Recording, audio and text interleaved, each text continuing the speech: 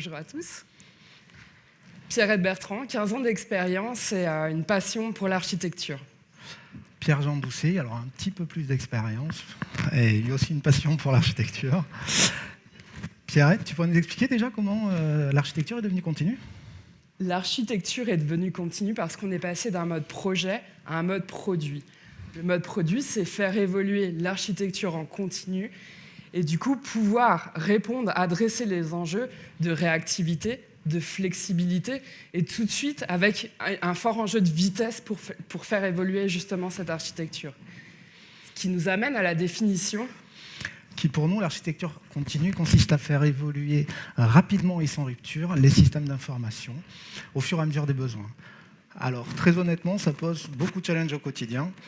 Le premier, des challenges d'alignement, comment aligner toutes nos équipes avec des architectures qui évoluent tout le temps, comment essayer de garder la maîtrise sur, de la même manière, des architectures qui évoluent tout le temps, et surtout, comment faire ces designs sans rupture, comment cibler nos efforts pour être sûr que ces designs soient bien compris, bien pris, et enfin, une des valeurs capitales de l'architecture continue, c'est comment s'assurer du ownership de nos équipes.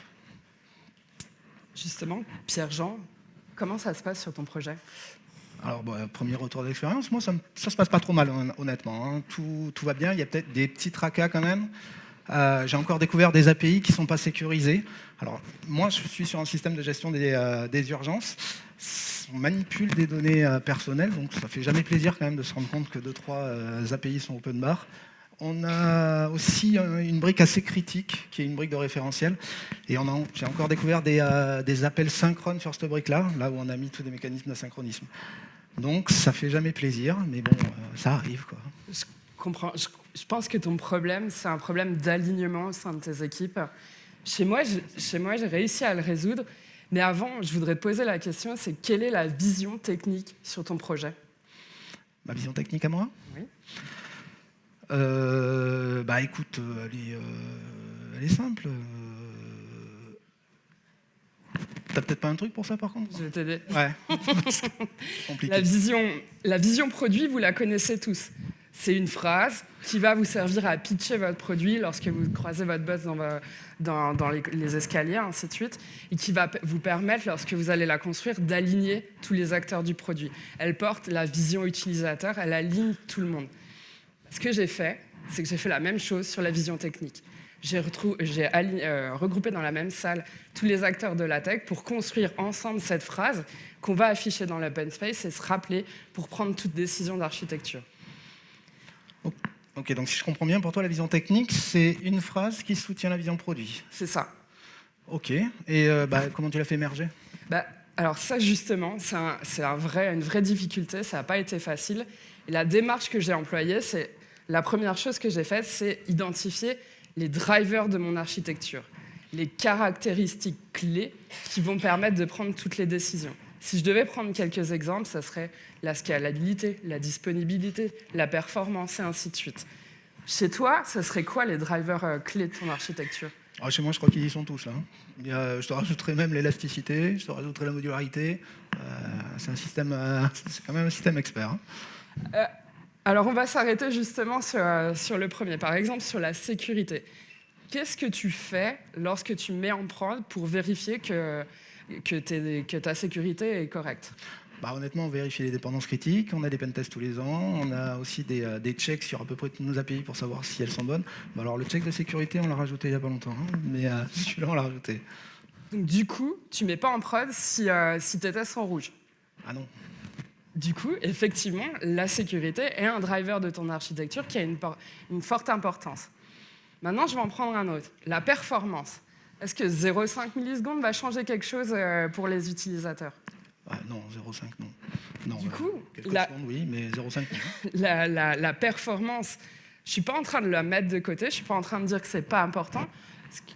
La performance n'est peut-être pas un des drivers de ton architecture.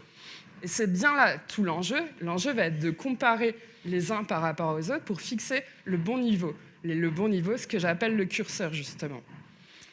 Et mettre un curseur assez haut va avoir des conséquences parce que vous allez chercher à vérifier justement que vous atteignez ce curseur. Et donc, par exemple, lorsque je mets en prod, je vais jouer une batterie de test qui va vérifier ma sécurité. Donc, plus le curseur va être haut, plus je vais investir pour le vérifier. Si j'étais du coup dans ton contexte, si je devais identifier une vision technique, comment j'aurais fait?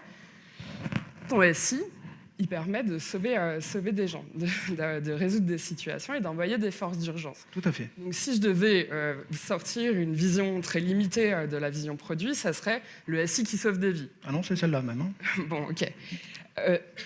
Ton SI, s'il tombe, la vie, c'est fini. Ah non, c'est pas possible ça. Donc la résilience est un driver très fort de ton architecture. Oui. La sécurité, vous manipulez de la donnée personnelle, donc là aussi, vous avez un enjeu côté sécurité. C'est clair. Et le dernier, évidemment, quand on envoie des forces d'urgence, il y a sans doute plusieurs types de forces à déployer, et donc il y a des enjeux d'interopérabilité. Tout à fait. Du coup, dans ton contexte, si je devais écrire une phrase, ça serait « Nous construisons une architecture critique hautement disponible, sécurisée, en constante collaboration avec les acteurs d'urgence. » Ah bah écoute, ça me paraît pas mal déjà comme vision technique, mais honnêtement, sur mon projet, je ne suis pas tout seul comme architecte. Je pense qu'effectivement, moi, si je devais choisir, je choisirais cela. Mais t'es pas à l'abri qu'il y ait d'autres architectes qui en choisissent d'autres. Hein. Et là, justement, une fois que tu as cette théorie, Ouais. tu vas la confronter à la réalité. Tu vas voir ce qui se passe quand on est en production. Et l'enjeu, par exemple, ta vision produit, tu la surveilles, tu mets en place des dashboards, tu vas vérifier que ton hub d'opération est bien envoyé, le nombre d'opérateurs dans les camions, et ainsi de suite. Toute ta vision de métier, tu la mesures, tu l'observes. Tout à fait. Eh ben, la technique, c'est pareil. On va observer, justement, mettre en œuvre des métriques techniques et vérifier que lorsque j'ai un nombre d'opérations qui augmente, je vais voir aussi mes métriques techniques qui vont augmenter. Et inversement, lorsque je vais avoir ma technique qui ralentit, donc par exemple, pour prendre le contre-exemple, sur la performance, Ouais. tes API ralentissent, quel est l'impact côté utilisateur ? Bon, encore une fois, si c'est quelques millisecondes, il n'y en aura pas. Si c'est 1 ou 2 secondes, peut-être. C'est ça. Du coup, en permanence, tu vérifies la corrélation entre tes métriques métiers et tes métriques techniques. Ok, donc si j'ai bien compris, si mes métriques métiers augmentent, je vérifie la stabilité de mes drivers techniques. Et si jamais mes drivers baissent, ça doit avoir une incidence sur mes drivers métiers. Exactement. C'est comme ça que je sais que j'ai les bons drivers. C'est ça. Ok, cool, très bien. Bon alors, honnêtement, maintenant on a une phrase, c'est très bien, mais moi la plupart de mes équipes elles sont en remote. Et je t'avoue que les problèmes de com, ça commence à arriver vraiment, donc même si j'ai une phrase, l'alignement ça va quand même être encore difficile. Hein. Justement, rappelle-toi, avant le Covid, on arrivait dans les open space, il y avait du management visuel de partout, c'était magnifique. Tous les matins devant le daily, on faisait la météo, c'était le bon vieux temps. Ouais.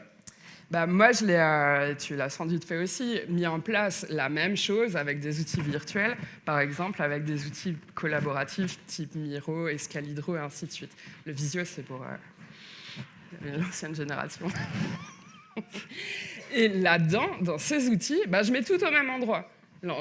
L'idée ici, c'est de faciliter la développeur expérience, donc tout est au même endroit, et j'en profite, je diffuse schéma d'archi, vision, explication, travaux, réflexions. Et l'avantage que cet outil soit justement collaboratif, c'est que les développeurs vont pouvoir utiliser ces fonds de carte pour faire les prochaines phases de conception et se l'approprier et le faire évoluer. Ok, très bien. C'est plus clair pour toi comme ça ? Alors, laisse-moi un peu récapituler. Du coup, pour faire ma vision technique, je me définis des drivers qui sont juste des caractéristiques d'architecture, mais c'est les plus importantes qui vont vraiment avoir une influence. Je les valide auprès de ma production et ensuite je les diffuse avec des outils collaboratifs où je mets tout ce que les développeurs et tout ce que mes techs cherchent à savoir sur mon projet. T'as tout compris. Ok, fine. Très bien. Et toi, tu aurais quelque chose à nous partager ? Petite difficulté ? Moi, je suis dans la difficulté, effectivement, en ce moment. C'est-à-dire que j'ai en permanence besoin de faire des nouveaux cadrages, mais j'ai l'impression de ne pas arriver à suivre, en fait. L'architecture évolue tellement vite que moi, en tant qu'architecte, je ne sais pas mettre à jour mes schémas d'architecture aussi vite que les équipes les réalisent. J'ai l'impression de courir après le train et du coup de perdre la maîtrise de mon architecture et de surnager. Et j'ai essayé des choses. J'ai essayé de mettre en place de la LiveDoc avec un outil type APM, mais ça a des limitations quand même. Les schémas sont peu lisibles, et puis c'est assez lent à générer comme schéma d'architecture. Puis enfin, je n'ai pas l'historique des différentes évolutions qui ont été apportées à mon SI. Donc, je voulais voir avec toi, est-ce que tu n'as pas une solution pour moi ? Alors attends, laisse-moi récapituler ton problème. Ton problème, c'est que tu as donc une architecture cible qui a dû être implémentée dans tes équipes, mais bien souvent l'architecture cible implémentée n'est pas du tout ne correspond pas du tout à l'architecture cible. C'est bien ça ? Ouais. Alors moi j'ai réussi à faire une LiveDoc, mais avant, laisse-moi te parler de quelque chose d'important, qui sont les conventions. Alors ça, les conventions dans le code, je pense que Martin Fowler, Uncle Bob ont tous dit, et tous les ayatollahs du craft ont tous dit que c'était important, et je les soutiens à 100%. Si vous avez des conventions, ça va vous faire baisser déjà les coûts d'onboarding entre équipes, ça va vous faire, à vous, mieux comprendre votre système d'information et développer des réflexes. Si on fait un zoom out, c'est vraiment les conventions quelque chose qui est vraiment primordial dans un SI. Maintenant... Attends, tu es sur un SI Legacy, tu as des milliers de composants. Comment tu as fait pour faire tout ça ? Alors, pour refaire tes boîtes et tes flèches, tu n'as pas besoin de tellement de conventions. Tu as surtout besoin des conventions sur les variables d'environnement. Tu as vraiment, dans les variables d'environnement, généralement, quand une application veut communiquer avec une autre application, les flux sont déclarés en variables d'environnement. De même, si elle a une base de données, c'est pareil. Si elle doit contacter un logiciel de messaging ou un ESB ou n'importe quoi, ce sera généralement toujours déclaré dans les variables d'environnement. Du coup, si tu te bats sur ça, tu arrives à avoir ta LiveDoc d'archi. Ok. Alors là, on veut tous un exemple. Alors bon, ça c'est un ensemble de fichiers de configuration et de conventions qu'on a mis en place chez nous. En gros, quand une application veut communiquer avec une autre application, c'est toujours le nom de l'application _ base URL. Donc là, c'est SIG _ base URL. SIG, c'est Système d'information géographique. C'est une application chez nous. Quand elle a une base de données, il y aura toujours la variable database _ URL. Quand il y a là, on essaye de communiquer avec RabbitMQ, donc tu as toujours RabbitMQ _ URL dans toutes nos applications. Et là où tu dois te battre, c'est la localisation de ce fichier. Si tu veux faire des scripts, c'est mieux qu'ils soient à peu près tout le temps au même endroit dans tous les repos. On veut le schéma aussi. Alors bon, là c'est un schéma d'archi, essayez pas de regarder, même en plissant les yeux, c'est compliqué, que ce soit le cible ou l'implémenté. L'implémenté, il est un peu plus lisible, il est moins lisible, pardon, mais grosso modo, il permet quand même de comparer les deux. L'implémenté, il est fait avec du Python et des greffes dans tous les sens, c'est pas très compliqué à faire, ça prend pas beaucoup de temps, et vous avez une vraie vision de ce qui est implémenté et de ce que vous avez voulu transmettre. Mais en fait, une fois que tu as des conventions qui te permettent de générer des schémas d'archi, il y a plein de choses que tu peux automatiser. Oui, mais avant, on fait des rituels avec les tech leads pour être sûr que ce schéma, on arrive à intercepter très rapidement les décalages qu'il peut y avoir entre l'implémenté et la cible. Ces rituels, c'est aussi l'occasion de s'améliorer. C'est-à-dire que si la cible n'est pas l'implémenté, généralement, c'est qu'on a mal communiqué, il y a des choses qu'on n'a pas bien expliquées, et c'est l'occasion de se remettre en cause et d'essayer d'améliorer son discours. Mais parfois, il y avait des vraies bonnes raisons de ne pas faire ce qui avait été envisagé. Et là, c'est l'occasion pour un architecte de se remettre à jour sur les applications. Il y a peut-être des contraintes métiers, ou alors il faut apprendre qu'il y a des contraintes techniques qui font que ça n'est pas possible. Et justement, une fois que tu as tous ces outils, si tu nous montres quelques exemples. Voilà, alors ça s'est fait petit à petit. C'est des conventions qu'on a mis petit à petit en place, qui nous permettent de localiser beaucoup de choses qui étaient assez painful chez nous, c'est-à-dire les habilitations. On ne savait plus quelles habilitations étaient utilisées et pourquoi. Ça nous permet de localiser toutes les habilitations dans toutes les applications qui sont utilisées, juste parce qu'on a mis des conventions de nommage sur ces variables-là. Sur les cron jobs et sur les événements, parce qu'on fait des événements chez nous, eh bien, on utilise un outil de déploiement déclaratif, ce qui nous a permis de mettre des conventions de nommage et de repérer dans les messaging qui échangent quoi, et dans les crons, où est-ce qu'ils sont déclarés, leur timing et pourquoi. Et si jamais vous faites du DDD, si vous mettez des conventions de nommage sur le nom de répertoire du domaine, ben vous savez instantanément, quand il y a une application qui pop, quel est son scope métier, si jamais vous l'avez loupé. Et enfin, ça permet de faire des schémas locaux aussi. On peut juste réduire, pas de faire tout le SI, mais juste une partie du SI. Et ça reste un support de communication avec les développeurs et les tech leads qui est assez puissant parce que ça nous permet de s'aligner et de savoir de quoi on parle à chaque fois. Mais par contre, comme on disait tout à l'heure, énormément de composants dans ton SI, énormément d'équipes. Comment tu as fait pour aligner toutes les équipes autour de ces conventions? Et alors, en architecture continue, ce qui va être très important, c'est que les tech leads communiquent entre eux. Souvent, on fait des rituels de tech lead. Alors ça marche très bien au début quand on les met en place, parce qu'il y a beaucoup de sujets. Et puis après, plus le temps passe, plus ces rituels ont tendance à s'espacer, parce qu'il y a moins de sujets, et au final, à s'arrêter, et on a des tech leads qui ne communiquent plus. Nous, dans ces rituels-là, on parle toujours des conventions, s'il n'y a pas de sujet. Et alors, les conventions, ça fait tout le temps débat. Les ayatollahs du camel case, les ayatollahs de tout ce que vous voulez, il y en a partout, ça fait toujours du débat, ça fait toujours de l'activité, et généralement, ça fait des bonnes confrontations d'idées. Et enfin, je pense qu'on va tout mettre sur l'outil collaboratif, au moins le lien vers toutes nos conventions, comme ça au moins, il y aura un endroit centralisé pour aller les chercher. Okay. C'est bon, t'as tout compris ? Si je résume, pour vérifier que j'ai tout compris, pour garder la maîtrise de ton SI, tu t'es outillé. Tout à fait. Tu as généré de la live doc et ça, tu l'as réussi parce que tu as mis en place des conventions, pas forcément jusqu'au fin fond de la moindre ligne de code, mais au moins à un haut niveau, qui vont te permettre de retirer tes flux, tes bases de données et tes interactions type messaging. C'est ça. Une fois que tu es outillé comme ça, en fait, tu peux aussi enrichir ton outillage pour garder encore plus de maîtrise sur ton SI. Exactement. Et ça, tu as réussi à le faire parce que tu as une vraie proximité avec les tech leads. C'est ça. Il y a un truc sur lequel je voudrais m'arrêter quand même. Vas-y. Vous l'avez vu comme moi, hein, le schéma d'archi. Un petit bottleneck quand même. Je vais zoomer un petit peu. Bien vu l'aveugle. Ouais, non, il y a un bottleneck chez nous. Alors c'est un vrai problème parce que c'est... Alex m'a raconté juste un petit peu son histoire. C'était un référentiel qu'on avait mis là, et puis après, au fur et à mesure des besoins, tout le monde s'est connecté à ce référentiel. On est parti sur un design API parce que c'était le plus rapide, c'était le plus facile.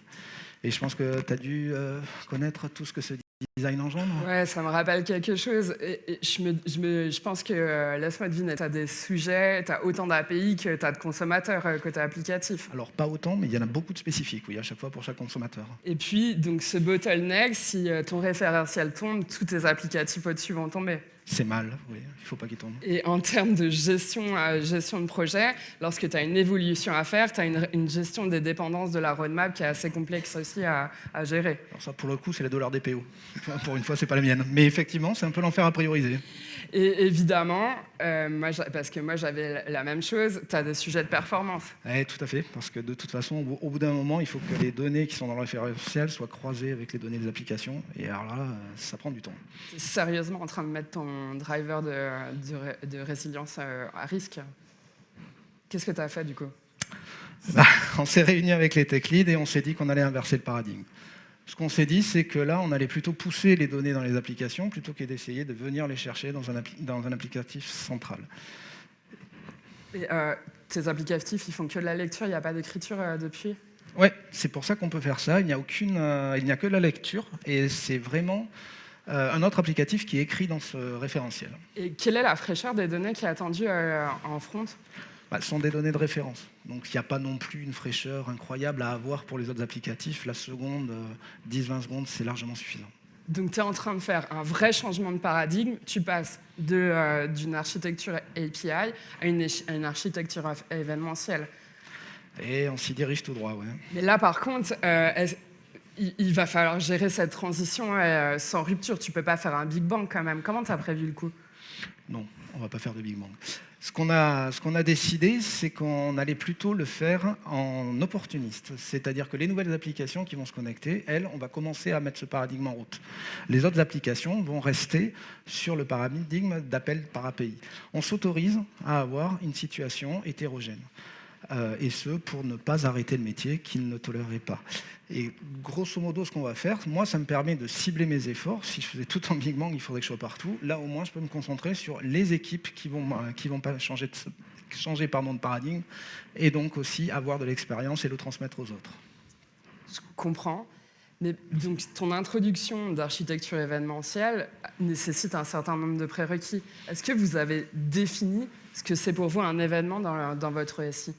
Oui, alors pour s'aligner avec tous les tech leads et pour pas que chacun ait sa définition, on est reparti de la définition de Grégoroup. Et ce qu'on s'est dit, c'est qu'on allait insister sur significant change et relevant. Significant change, pour nous, c'est juste un changement d'état sur un objet du domaine métier ou sur un de ses sous-objets. Et relevant, comme on ne savait pas à l'avance qu'il allait être relevant pour toutes les applications, eh ben on renvoie tout l'objet, on ne fait pas de différentiel. Ça a aussi l'avantage que si jamais on rate des messages, tout ce qui nous va avoir, c'est le dernier message de l'objet du domaine. On n'a pas besoin de tous les rejouer. Ok. Vous avez posé une définition. Ensuite, vous avez mis un outil. C'est en cours. Laisse-moi deviner. Allez, vas-y. T'as pas d'enjeu d'intégration par les processus, t'as pas mis de BPM ni de BPA. Pas de business process management, pas de business process automation. T'as pas besoin de SB. Pas d'entreprise service bus. T'as pas d'ETL. Pas d'extra transform load. Donc t'es parti sur un MOM. Exactement. On a pris RabbitMQ, et ce pour une raison de compétences internes, et surtout parce qu'on voulait des garanties de livraison de messages. Mais justement, donc tu es en train de faire un changement de paradigme structurant et tu as choisi ta définition, tu as choisi ton outil. Il y a quand même un certain nombre d'éléments à avoir en tête lorsque tu introduis de l'événementiel dans un SI. Oui. Côté émetteur, il va falloir mettre en place des patterns, le transactional outbox pattern, mettre en œuvre des retries, des rejeux. Et côté récepteur, tu as aussi des sujets pour préserver la performance côté utilisateur. Donc moi, ce que j'avais fait, c'est que j'avais 2 modes de lancement de mes applicatifs, un mode en asynchrone pour gérer la réception de messages et un pour servir la demande utilisateur. Tout à fait. Et enfin, dans une architecture événementielle, l'enjeu, ça va être aussi l'idempotence pour pouvoir détecter que tu as déjà ou pas rejoué un message que tu reçois à niveau. L'enjeu va être vraiment aussi de détecter les désynchronisations et de les gérer, justement. Tout à fait. C'est pour ça qu'il est bien de cibler son effort, parce que ça va vraiment être un gros problème chez nous d'implémenter ça. Il y a vraiment des gros défis qui nous attendent. Justement, du coup, l'architecture va émerger petit à petit au fur et à mesure pour couvrir les nouveaux enjeux métiers. Et l'enjeu va être de la faire émerger, mais sans rupture. Et cette rupture, on l'accompagne en tant qu'architecte, justement avec une proximité avec les équipes et introduire potentiellement petit à petit les changements dans l'architecture. Sans rupture, mais pas sans complication. Merci. Le dernier sujet qu'on voulait vous partager, justement, c'est autour de l'ownership. Vous voyez, les canards, ils sont tous dans le même panier. Pierre, Jean et moi, on fait la même chose en mission. Qu'est-ce que je veux dire par là? C'est qu'en tant qu'architecte, on est en constante proximité avec les équipes pour prendre ensemble les décisions et diffuser justement notre savoir-faire autour de l'architecture. Pour ça, on se met des objectifs qu'on voudrait vous partager. Tout à fait. Donc un des plus gros objectifs, ça va être de faire faire. Le but, c'est de prendre le moins de décisions et que ce soit les équipes qui prennent le plus de décisions possible. Ça va encourager leur ownership parce que ce seront leurs décisions. La deuxième, et ce qui aide à faire la première, c'est le good enough. De temps en temps, on pense peut-être avoir une meilleure solution que les équipes, mais très honnêtement, si la solution proposée correspond, il n'y a aucune raison que notre décision passe le pas sur celle des équipes. Ça doit toujours être l'équipe qui prend la décision, ça reste le mieux. Et enfin, transmettre, ne jamais être sur les chemins critiques. On ne peut pas se permettre de ne pas accompagner une équipe quand il y a ce genre de changement de paradigme. T'as pas un dernier petit tips pour nous, s'il te plaît, Pierre-Jean ? Sur le ownership, une manière d'encourager le ownership, c'est que les équipes aient vraiment les 2 pieds dans la prod. Nous, ce qu'on a demandé à nos équipes, c'est tous les jours de nous donner une météo, un comment va ma prod, de leurs applications. Alors des fois c'est vert, des fois c'est rouge, mais ça permet aux équipes de vraiment être en responsabilité sur ce qu'elles ont fait et d'être sûres et de connaître les impacts de ce qu'elles ont développé et de favoriser la réactivité puisqu'on est sûr qu'il y a constamment un œil sur cette prod. Et enfin, justement, cette proximité, comment on l'exerce au quotidien en tant qu'architecte ? Eh bien, il faut savoir quel est le rôle de qui. L'architecte, pour lui, il a vraiment comme vocation de challenger les décisions et de les orienter. Il doit aussi apporter toute son expérience et apporter les contraintes qu'il connaît, puisqu'il c'est lui qui a la vision globale sur tout le SI. Et enfin, faire profiter de son expérience. Et en tant que tech lead, quand j'échange avec mon architecte, je vais apporter les contraintes liées au contexte, les contextes produits, je vais apporter les contraintes liées au design, et ma responsabilité va être de porter la qualité. Et donc, on va chacun apporter nos éléments pour travailler en proximité et établir les prochains designs et les prochaines décisions d'architecture. Pour créer de l'ownership dans un contexte d'architecture continue, l'idée principale, c'est qu'on a les deux mains dans la prod. La deuxième driver qu'on se met, c'est évidemment, en tant qu'architecte, de se rendre dispensable. Et enfin, créer des rituels et de la proximité entre l'architecte et tech lead. C'est ça. On arrive à la fin. Alors, juste pour reprendre un peu, pour nous, ce qui est essentiel en architecture continue, c'est de créer de l'alignement avec une vision technique, en n'oubliant pas que cette vision technique doit soutenir la vision produit. Il faut garder la maîtrise sur l'architecture et du coup, justement, pour ça, s'outiller grâce notamment à des conventions. Il faut accompagner l'émergence de l'architecture avec des designs sans rupture et cibler ces accompagnements. Et enfin, créer de l'ownership en travaillant en proximité. Et évidemment, you build it, you run it. Et sans oublier que donc, pour nous, notre dernier message, c'est que l'architecture n'est pas la propriété de l'architecte. Merci beaucoup.